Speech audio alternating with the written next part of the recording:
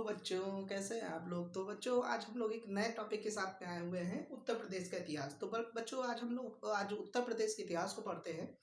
तो चलिए अपनी ब्यूटीफुल जर्नी को स्टार्ट करते हैं हम लोग उत्तर प्रदेश के इतिहास से।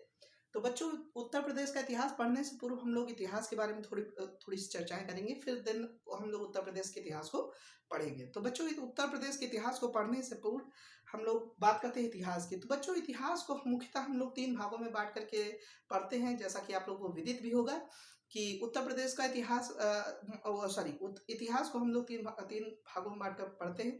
तो पहला है प्राग ऐतिहासिक काल, दूसरा है आदि ऐतिहासिक काल और तीसरा है ऐतिहासिक काल। तो बच्चों हम लोग उत्तर प्रदेश का इतिहास की बात करें तो उत्तर प्रदेश का इतिहास उतना ही पुराना है जितना कि मानव सभ्यता। और जैसे जैसे इतिहास बढ़ता है वैसे वैसे हमारा उत्तर प्रदेश का इतिहास भी बढ़ता ही जाता है, बढ़ रहा होता है। तो उत्तर प्रदेश के इतिहास की बात करें तो उत्तर प्रदेश के इतिहास और इतिहास, जैसे कि इतिहास में विदित है कि इतिहास को तीन तीन भागों में बांट करके अध्ययन किया जाता है। तो पहला है प्राग ऐतिहासिक काल, काल, दूसरा बच्चों होता है आदि ऐतिहासिक काल और तीसरा होता है ऐतिहासिक काल। तीसरा है हमारा ऐतिहासिक काल। तो हम लोग बच्चों बात करेंगे प्राग ऐतिहासिक काल की। तो प्राग ऐतिहासिक काल को हम लोगों ने तीन कालखंडों में बांट करके इसका अध्ययन हम लोगों ने किया है। तो प्राग ऐतिहासिक काल, आदि ऐतिहासिक काल और ऐतिहासिक काल। तो प्राग ऐतिहासिक काल को हम लोग बांटते हैं पुरा पाषाण काल में, पुरा पाषाण काल, मध्य पाषाण काल और नव पाषाण काल। तो हम लोग प्राग ऐतिहासिक काल को बच्चों 3 कालखंडों में बांटते हैं, पुरा पाषाण काल, मध्य पाषाण काल, नव पाषाण काल। पाषाण काल क्या होता है बेटा? पाषाण काल अर्थात पत्थर युग, जहां पर पत्थरों के सुधारात्मक क्रम के आधार पर इस कालखंड को बांटा गया है। यहाँ पर थोड़े बेडौल पत्थर थे और बेडौल पत्थर के औजार थे। यहाँ पे मध्य पाषाण काल की बात करें तो यहाँ पे थोड़े से सुव्यवस्थित पत्थर के औजार थे। यहाँ पे नव पाषाण काल की बात करें तो यहाँ पे अग्नि का आविष्कार हो गया था, पहिए का आविष्कार हो गया था। तो यहाँ पे व्यवस्थित अध्ययन हम लोग नव पाषाण काल से करना स्टार्ट कर देते हैं। ठीक है, तो पूरा पाषाण काल की बात करें तो बच्चों पूरा पाषाण काल में अगर उत्तर प्रदेश से संबंधित हम चीजें पढ़ना चाहते हैं तो हम लोग बात करेंगे बेलन घाटी का। तो पूरा पाषाण काल में पहला जो हम लोग बात करते हैं तो पहला बात करते हैं बच्चों बेलन घाटी का। दूसरा हम बात करेंगे सिंगरौली घाटी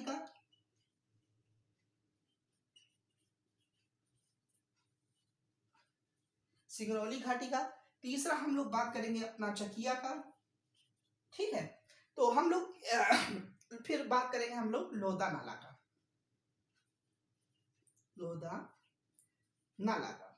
बात करते हैं बच्चों बेलन घाटी की। तो बेलन घाटी कहाँ पे स्थित है? तो बच्चों पहला ही क्वेश्चन बनता है कि बेलन घाटी कहाँ पे स्थित है। तो बच्चों बात करते हैं बेलन घाटी की। तो बेलन घाटी कहाँ पे स्थित है? तो हमारा सोनभद्र में स्थित है। कहाँ पे? सोनभद्र में। सोनभद्र में कहाँ पे स्थित है? सोनभद्र में। सोनभद्र में एक नदी बहती है टोंस। सोनभद्र में बच्चों एक नदी बहती है टोंस। इसी की सहायक नदी पे ही हमारी बेलन घाटी स्थित है। और इस कालखंड की खोज किसने की थी? तो इसकी खोज की थी बच्चों G.R. शर्मा के द्वारा इस कालखंड की खोज की गई थी। ठीक है, तो इसकी खोज किसने की थी? तो G.R. शर्मा के द्वारा की गई थी। तो बात करते हैं बेलन घाटी की। तो बेलन घाटी कहाँ पे स्थित है? सोनभद्र में स्थित है। और किस नदी पर स्थित है? तो टोंस की सहायक नदी पर यह स्थित है। अब बात कर लेते हैं सिंगरौली घाटी की। तो सिंगरौली घाटी कहाँ पे है? तो बच्चों सिंगरौली घाटी भी हमारी सोनभद्र में पड़ती है। कहाँ पड़ती है? सोनभद्र में पड़ती है। इससे एक क्वेश्चन बनता है कि सिंगरौली घाटी किस कालखंड से संबंधित है? तो बात करेंगे पुरा पाषाण काल से। और सिंगरौली घाटी कहाँ पे स्थित है? तो सोनभद्र में स्थित है। अब बात करते हैं चकिया की। चकिया कहाँ पड़ता है बच्चों? तो वाराणसी में पड़ता है। कहाँ पड़ता है? तो चकिया पड़ता है वाराणसी में। और किससे संबंधित है? तो पुरा पाषाण काल से संबंधित है। अब बात करते हैं लोहदा नाला की।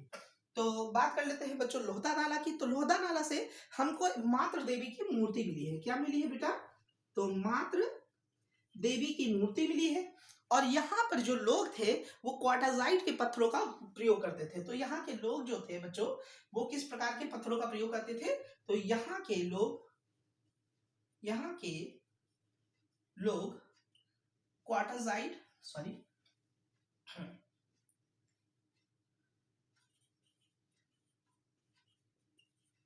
जाइट पत्थर से बने औजार का प्रयोग करते थे।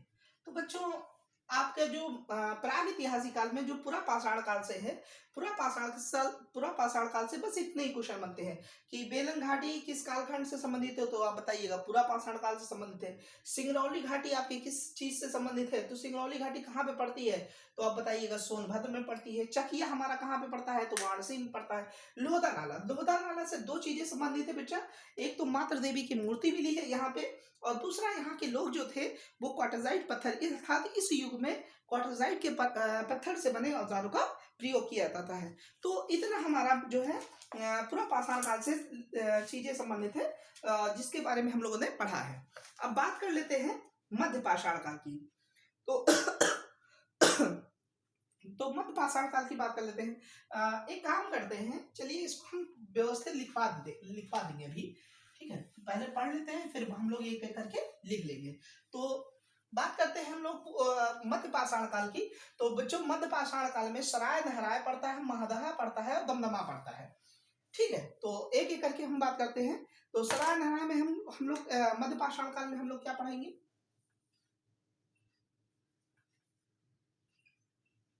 मध्य पाषाण काल, मध्य पाषाण काल। अब बात करते हैं मध्य पाषाण काल की, तो सराय नहराय की बात कर लेते हैं।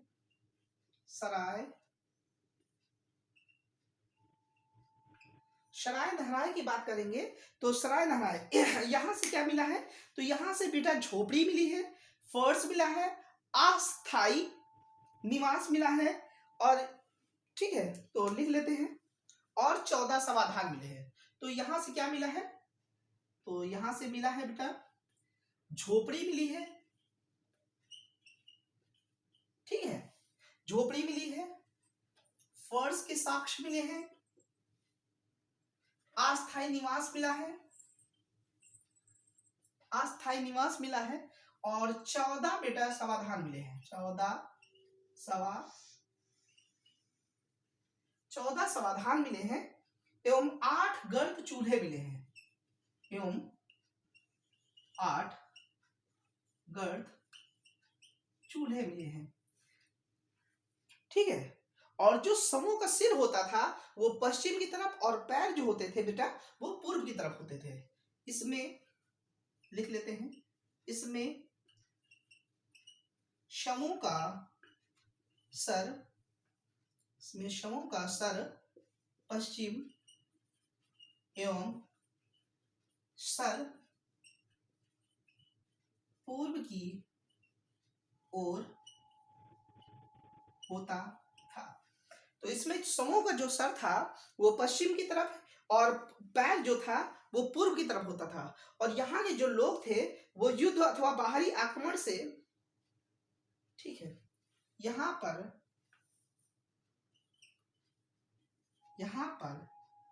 युद्ध अथवा बाहरी आक्रमण के भी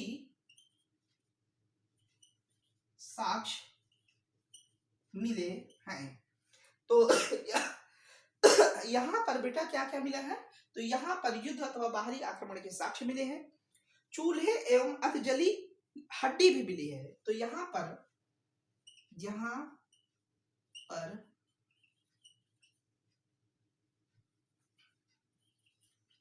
चूल्हे एवं आधी जली हुई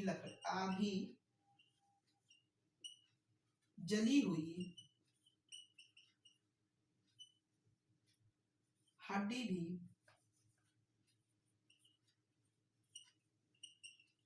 भी प्राप्त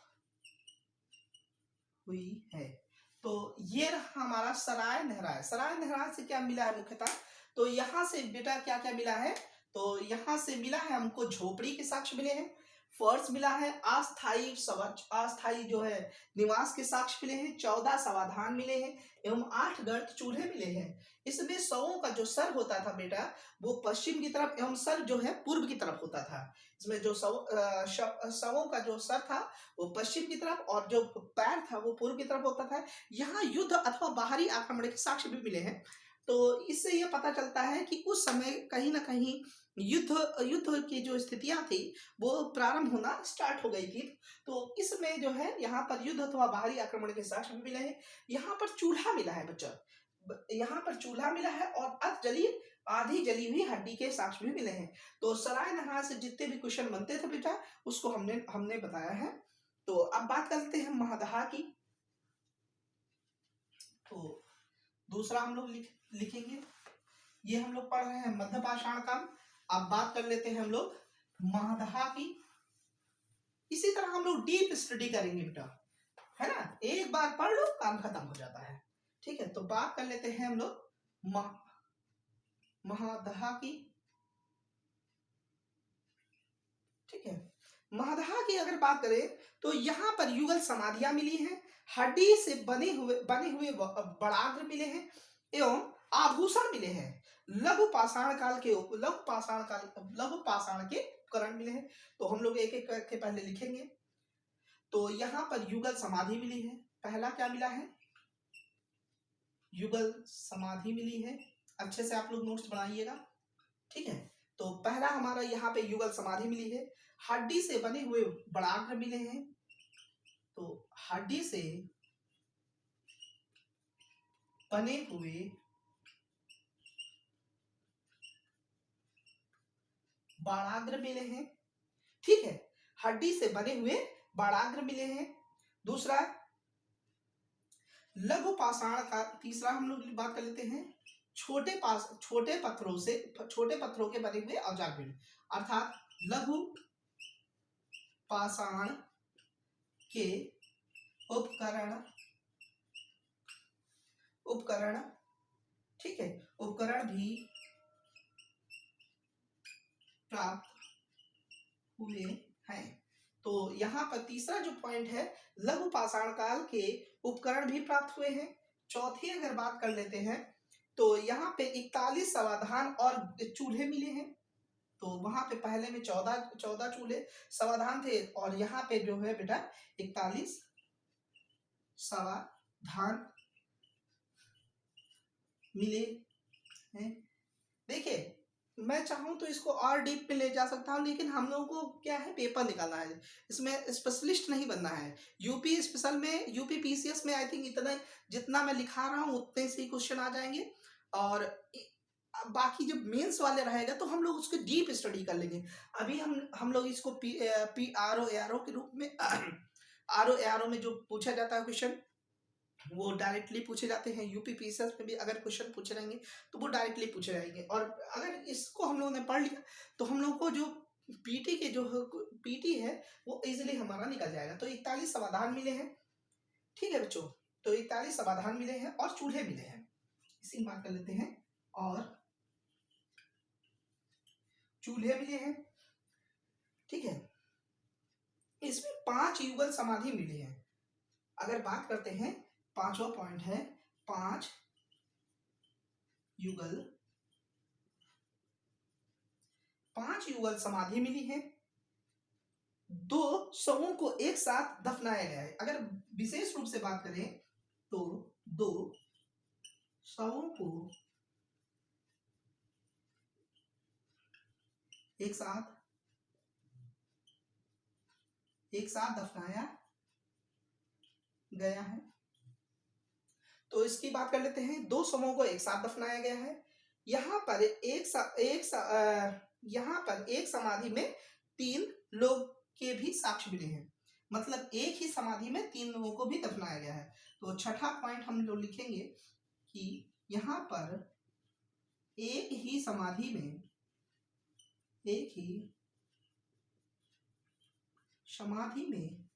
3 लोगों को 3 लोगों को एक साथ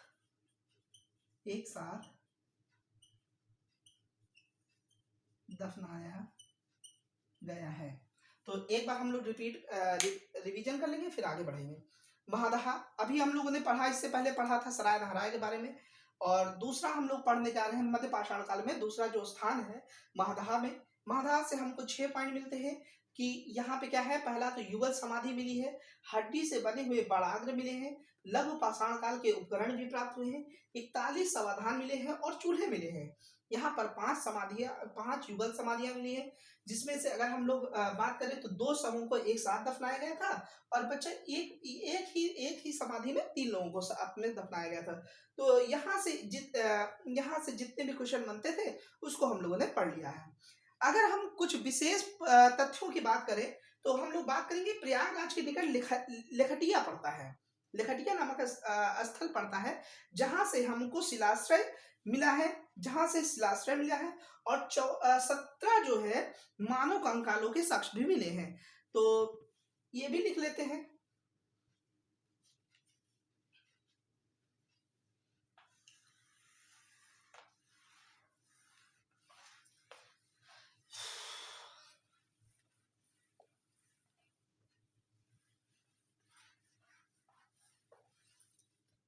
लिख लीजिए। हाँ, अगर हम बात करें प्रयागराज की, ठीक है, तो प्रयागराज में भी बहुत सारी चीजें मिली हैं। जैसे प्रयागराज में बेलन घाटी पर स्थित जो नगर थे, वो पहला नगर था हमारा कोल्डिहवा, जो कि नवपाषाण काल। अगर हम लोग नवपाषाण काल में बात करेंगे तो उस पर बात करेंगे, पहले तो मध्य पाषाण काल की ही बात कर लेते हैं। तो प्रयागराज के निकट लिख लीजिए, यहीं से लिखवा लेते हैं। प्रयागराज के निकट लेखटिया नामक शिलाश्रय से प्रयागराज के निकट लेखटिया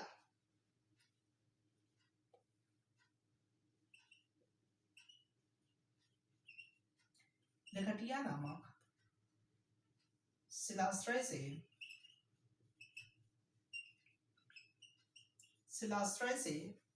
हमें 17 मानव कंकाल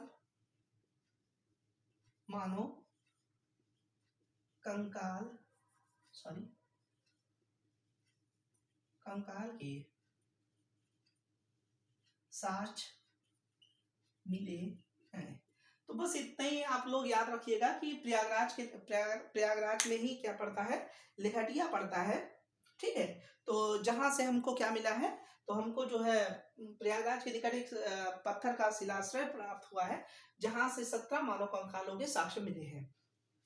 तो अब बात कर लेते हैं हम लोग सीधे नवपाषाण काल की बात कर लेते हैं। तो नवपाषाण काल की बात करते हैं, उसके बाद में फिर हम लोग आदि ऐतिहासिक काल पे पहुंच जाएंगे बच्चों। तो आदि ऐतिहासिक काल को हम लोग नेक्स्ट वीडियो में देखेंगे। तो बात कर लेते हैं हम लोग नवपाषाण काल। नवपाषाण काल की बात करेंगे तो बच्चों बात करेंगे हम लोग पहले प्रयागराज में।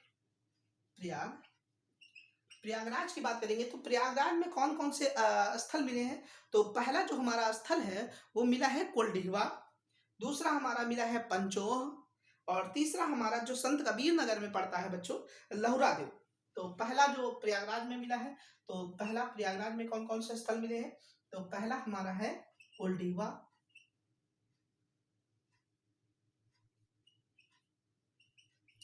पहला हमारा पड़ता है कोल्डिहवा, दूसरा हमारा पड़ता है पंचोह, ठीक है। तो पहला हमारा पड़ता है कोल्डिहवा, दूसरा पड़ता है पंचोह, तीसरा बच्चों हमारा संत कबीर नगर में पड़ता है, संत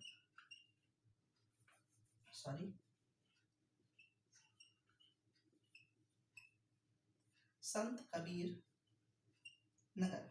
संत कबीर नगर में पड़ता है हमारा लहुरा देव।